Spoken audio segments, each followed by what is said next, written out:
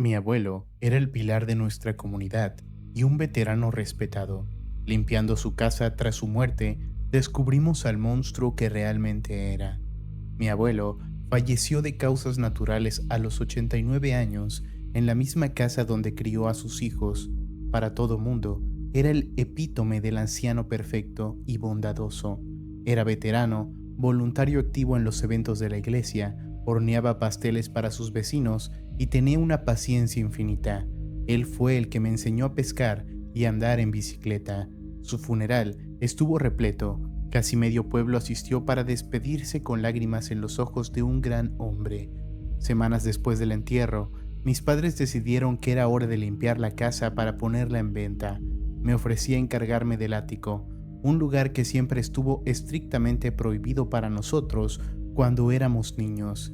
El abuelo siempre decía que las tablas del piso estaban podridas y que era peligroso subir, por lo que nunca lo cuestionamos. Hacía un calor sofocante bajo el techo, el aire olía a polvo denso, madera vieja y naftalina.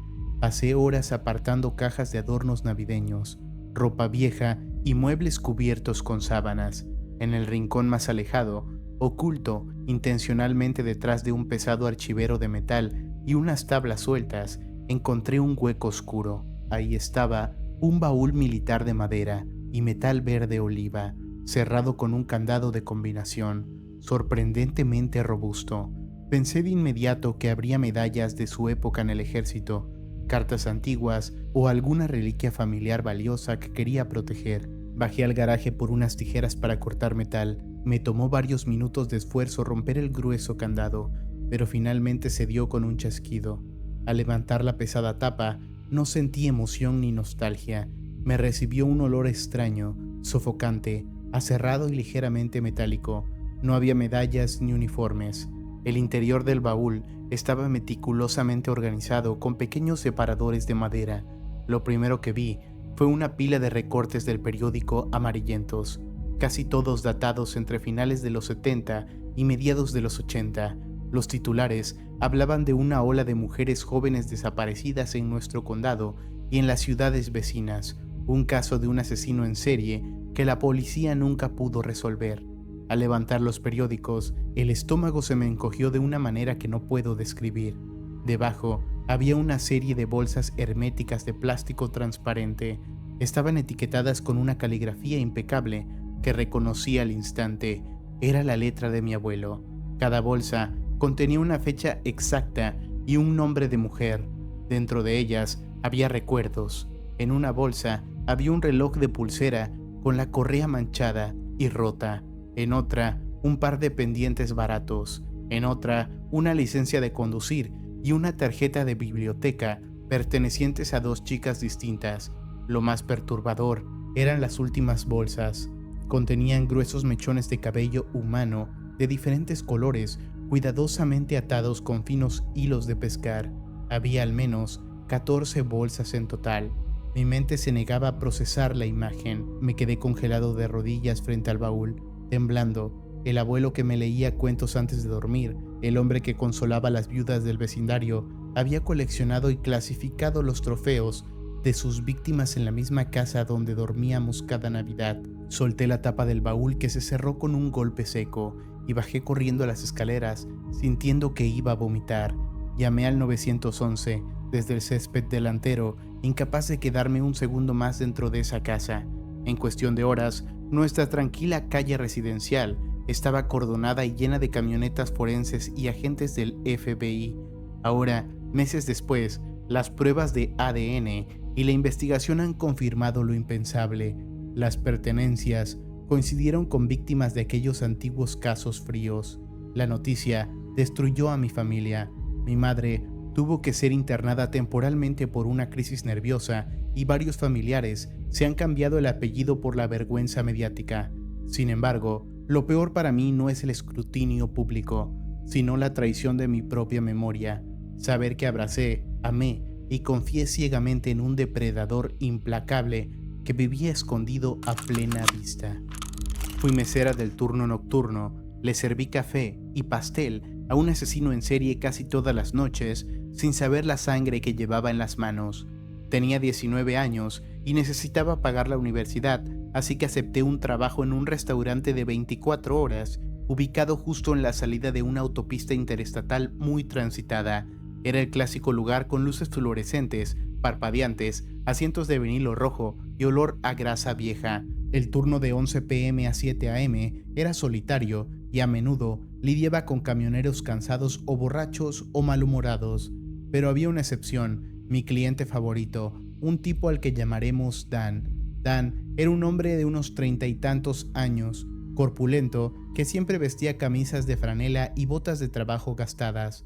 Llegaba casi religiosamente 2 o 3 veces por semana, siempre entre las 3 y las 4 de la madrugada.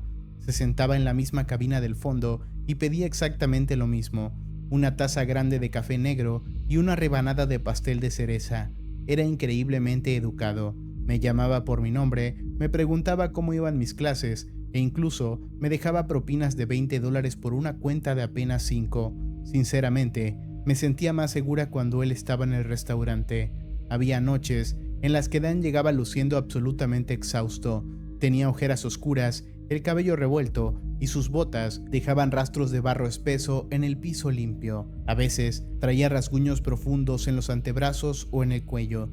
Cuando le pregunté una vez si estaba bien, soltó una carcajada suave y me dijo que trabajaba en la construcción y que le había estado limpiando un terreno lleno de gatos callejeros. Tenía sentido. Además, solía oler a tierra húmeda y a veces a un fuerte químico como a cloro o amoníaco. Supuse que eran materiales de su trabajo. Todo cambió un martes de madrugada cuando el restaurante estaba vacío. La campanilla de la puerta sonó y entraron 2 hombres de traje. Eran agentes del FBI. Se acercaron a la barra, sacaron una fotografía y me preguntaron si reconocía al hombre. Mi corazón dio un vuelco. Era Dan. Les dije que claro, que era uno de mis mejores clientes. Los agentes intercambiaron una mirada sombría antes de hacerme unas cuantas preguntas sobre sus horarios y su comportamiento. Resultó que a Dan lo habían arrestado un par de horas antes, a solo unos kilómetros del restaurante. Un patrullero lo había detenido por tener una luz trasera rota y notó algo sospechoso en el asiento trasero. Cuando abrieron su maletero, encontraron herramientas ensangrentadas, lona plástica y las pertenencias de una joven que había desaparecido 3 días atrás. Dan era un asesino que operaba a lo largo de esa carretera. Se dedicaba a recoger a mujeres en la autopista y trabajadoras sexuales vulnerables. Cuando los agentes me explicaron las fechas estimadas de los crímenes, el rompecabezas se armó en mi cabeza de la manera más macabra posible. Los días que coincidían con las desapariciones eran exactamente las mismas noches en las que Dan llegaba al restaurante al borde del colapso físico, cubierto de barro, oliendo a tierra fresca y cloro, y con rasguños en la piel. Había estado viniendo a sentarse en mi sección justo después de deshacerse de los cuerpos en el bosque. Han pasado años desde su condena, pero todavía tengo pesadillas recurrentes. Sueño con él, sentado en esa cabina de vinilo rojo, mirándome con su sonrisa amable y cortando lentamente su pastel de cereza con manos que, apenas una hora antes, habían estrangulado la vida de otra persona. Me hice una prueba de ADN por pura diversión para conocer mis raíces. Acabo de enviar a prisión a mi tío favorito por crímenes atroces y mi madre no me dirige la palabra. Para la Navidad del año pasado, mi novia estaba obsesionada con armar nuestros árboles genealógicos. Como regalo, me compró uno de esos populares kits de ADN por correo. Me pareció un detalle divertido. Escupí en el pequeño tubo de plástico, lo sellé, lo envié por correo y honestamente me olvidé por completo del asunto. Unas semanas después, llegaron los resultados al correo electrónico. Un porcentaje de Europa del Este, un poco de ascendencia ibérica, nada fuera de lo común. Nos reímos un rato comparando nuestros mapas de orígenes y seguimos con nuestras vidas. 6 meses después, la burbuja estalló. Era un martes por la mañana cuando escuché golpes fuertes en la puerta de mi apartamento. Al abrir, me encontré con 2 detectives de homicidios del estado. Al principio, pensé que había sido testigo de algún accidente sin darme cuenta o que mi auto estaba involucrado en algo, pero cuando me pidieron sentarme, el tono de la conversación se volvió escalofriante.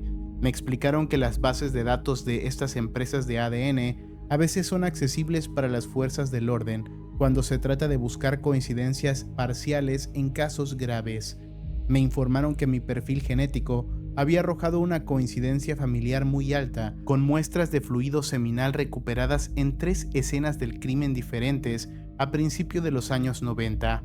Estaban hablando del estrangulador de la zona sur, un caso infame de nuestra región sobre un asesino en serie que secuestró, torturó y asesinó a mujeres jóvenes antes de desaparecer sin dejar rastro. Los detectives me miraron fijamente y me dijeron: quien hizo esto comparte una gran cantidad de ADN contigo. Es un pariente directo por línea masculina. Necesitamos hablar de tu padre y de los hermanos de tu madre. Mi padre había fallecido años atrás y su ADN no coincidía con el perfil exacto.